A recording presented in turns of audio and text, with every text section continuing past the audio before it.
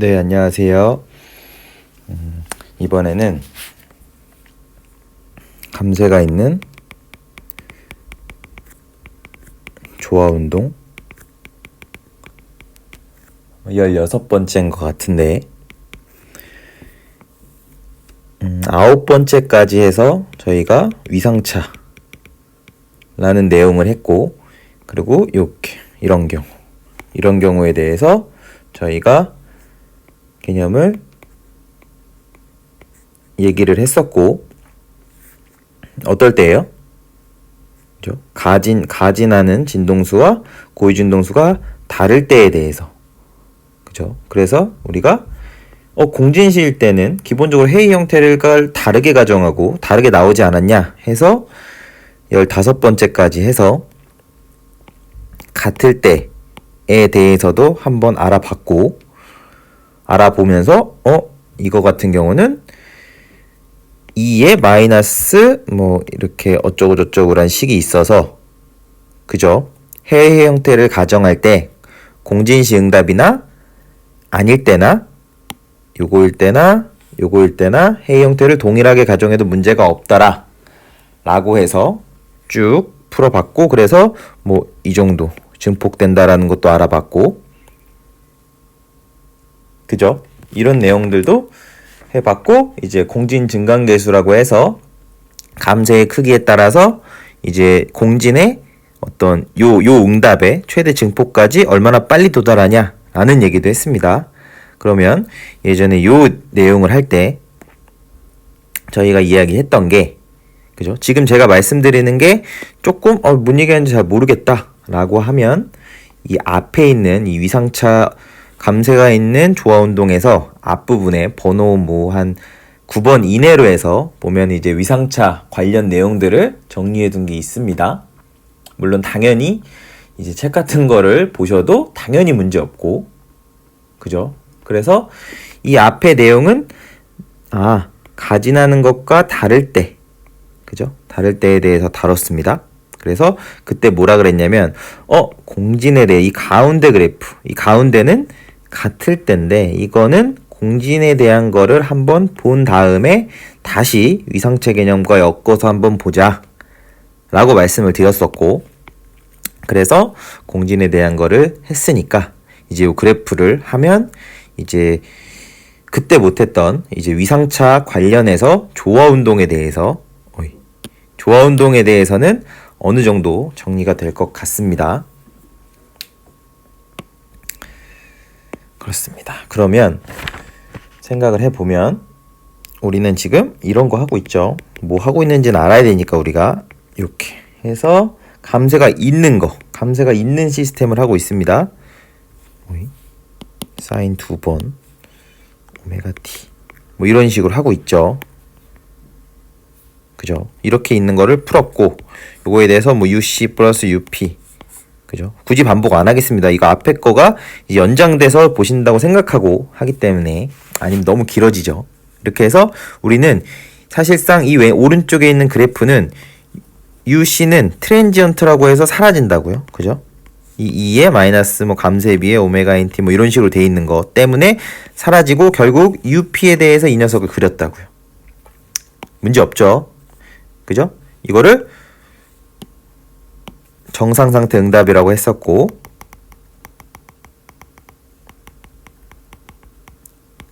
그죠? 이거를 오늘 말씀드릴 거는 사실 엄청 많은 건 아닌데 정상상태 응답이고, 잠깐 지우고 이제 필기할 자리가 얼마 없기 때문에, 그런 다음에 이거 살짝 그냥 지우고, 어쨌든 우리는 요 가운데 그래프에 대해서 한번 살펴볼 거다. 그죠? 그렇게 해서 결국 우리는 어떤 그래프를 얻었었냐면, 조금 했던 거를 살짝 컨닝을 해보자면 이렇게 있었고, 이 녀석은 P0를 K로 나눈 거였죠. 그죠? 여기서 RD라는 게 있었고, 합성하고 이러면서, 그죠? 왜냐면 UP 형태가 C의 사인 오메가 T 플러스 D의 코사인 오메가 T 이런 식으로 되어 있었고, 이 녀석을 합성을 쫙 했더니 어떤 식으로 나왔었어요?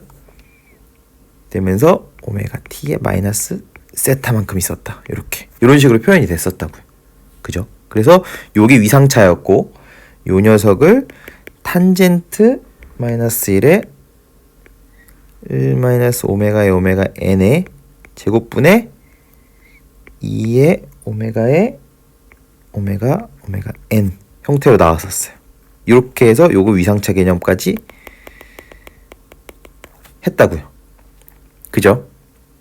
그래서 우리는 여기 있는 거를 이제 베타라고 해서, 그죠? 이게 가진하는 것과 고유진동수 차이의 비였고, 이렇게 된 기호가 감쇄비였죠. 감쇄비. 그죠? 오른쪽 그래프는 보니까 이제 감쇄비가 20%에 대한 거고, 이제 위에 있는 거, 밑에 있는 거, 뭐 이렇게 있었죠. 그래서 이제 여기 있는 거, 여기 있는 거와 여기 있는 거는 여기가 이제 오메가가 오메가 n이 0.5인 거였었고, 그렇게 되죠. 이 녀석은 오메가와 오메가 n이 2인 거. 즉 가진하는 게 더 크다는 얘기죠. 진동수가 더 크다는 얘기는 가진 진동수가 더 빠르다는 얘기고, 이 녀석이 같을 때. 그죠? 그렇게 해서 뭐 이쪽이 뭐 아웃 오브 프레인지가 돼서 위상차가 뭐 180도가 된다 뭐 이런 얘기도 했습니다. 근데 이건 다 했던 내용이니까 이제 가운데는 저희는 지금 가운데 것만 보자고요. 가운데 것만. 이렇게 조건이 있죠? 공진이 일어났을 때는 어떻게 되냐? 아, 우리는 같은 식을 써도 되니까 결과적으로 이 위상차식도 같은 식을 써도 된다고요. 그죠? 단지 달라진 거는 이제 여기서 오메가 n이 1일 때니까 보면 분모가 뭐로 가요? 지금 요거를 살짝 역함수처럼 취해보면 탄젠트 위상차 이꼴 이 뒤에 있는 식이 나오죠. 그죠? 그렇게 되면 공진에 가까워질수록 분모는 0으로 가고 분자는 어떤 수가 있으니까 거의 무한대로 가죠. 그러면 우리는 어떻게 생각할 수 있냐면 탄젠트 위상차가 무한대가 된다. 그러면 이 위상차는 몇 도예요? 몇 도에 가까워져요? 그쵸. 90도에 가까워지죠. 왜냐면 잠시 중학교, 중학교 때 했던 삼각함수 이런 거 보면 이런 식으로 되죠. 탄젠트 함수가. 그래서 여기가 2분의 파이죠. 이게 90도고 라디안으로 따졌을 때 2분의 파이 라디안이고. 그죠. 무한대로 쭉쭉쭉쭉 가니까 이거는 90도일 때. 보면 그래프를 확인해 보자고요. 확인해 보면 지금 요 녀석이 가진하는 겁니다. 외부에서 가진하는 진동수고, 그랬을 때 얘랑 그죠? 어떻게 되죠? 그 다음 이렇게 얘가 아웃풋이죠. 아웃풋. 이 각도가 몇 %예요?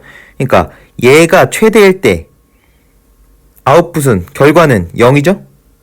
그 다음 이제 얘가 0일 때 최대. 이렇게 될 때 여기 지금 보시면 이 차이가 얼마나 나는 거예요? 지금 90도가 나고 있다. 90도. 우리가 도로, 디그리로 우리가 알기 쉬운 값을 생각하면 위상차가 지금 요 녀석과 요 녀석이 차이가 얼마 난다고요? 90도. 90도가 난다고. 90도. 이해 가시죠? 그쵸? 그죠? 여기 친절하게 돼 있는데 파이는 어떻게 돼요? 4분의 1에 곱하기 2파이니까 짝짝하면 2분의 파이. 90도 위상차가 발생한다고요. 그리고 진폭은 증가했는데 우리는 이제 알죠. 얼만큼 증폭돼요? 여기 2.5로 돼 있는데 RD가 우리는 이 감쇄 부분의 1만큼 공진시 증폭하지. 근데 여기 2점은 어떻게 나온 거예요? 근데 우리 지금 여기 조건이 감쇄비가 0.2였지. 그럼 0.4분의 1이니까 2.5배 증폭한다. 그죠? 감쇄비가 더 작을수록 더 많이 증폭했겠다. 그러면 이 위상차가 이렇게 발생한다라고 생각해보면 우리 이거를 위상차가 90도가 나와? 그러면 우리가 어떤 구조물을 가진한다고 생각해보면, 그죠? 어떤 구조물이 있고 어떤 가진기로 어떤 일정의 하모닉 모션으로 가진을 한다고 생각해 보자고요. 그죠? 그 조건이 뭐예요? 이렇게 되잖아요. 우리가 하고 있는 게 cu 오른쪽 아래 하고 있습니다. KU가 뭐 P0에 뭐 사인 오메가 T인데 이렇게 특정 진동수로 가지고 쫙 가진을 해봤더니 그러면 가진을 해보면 어떻을까요? 살짝 지우고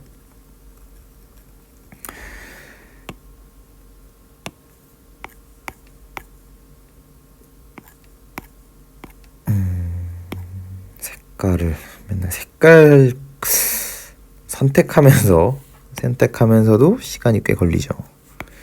생각해보면 가진을 어떤 구조물에 예를 들어 구조물이 있다. 뭐 이렇게 움직인다. 이렇게 움직인다.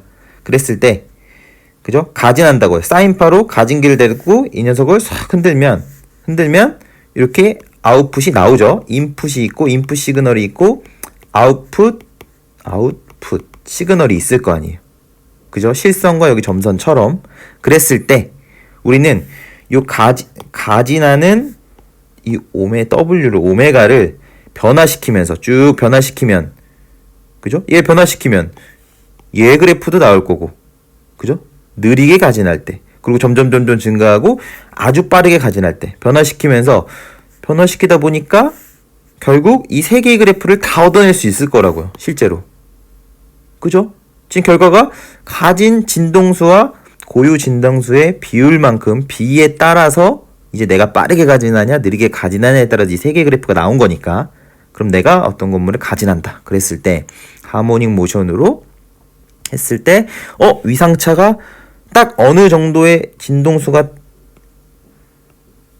딱 가해졌더니 오메가가 가해졌더니 위상차가 인풋과 아웃풋의 시그널을 딱 비교를 해봤더니 90도에 대한 위상차가 나더라 라는 거를 파악하면 그러면 내가 가진했던 오메가가 결국 구조물이 뭐랑 같아지는 지점이에요. 그게 오메가 n과 같아진다고. 오메가 n을 안다는 건 2파이를 오메가 n으로 나누면 tn이 되죠. 즉 이게 고유축이죠. 그죠? 고유축입니다.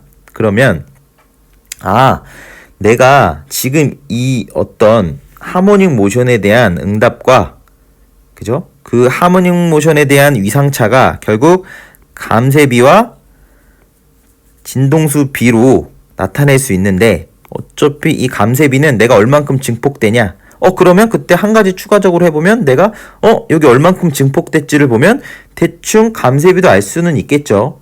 그죠? 그렇게 해서 인풋 시그널과 아웃풋 시그널의 위상차를 바꿔보면서 쭉 해보면서 90도가 되는 그 순간이 바로 이 건물의 고유치와도 같게 되는 지점이구나 라는 거까지 그죠?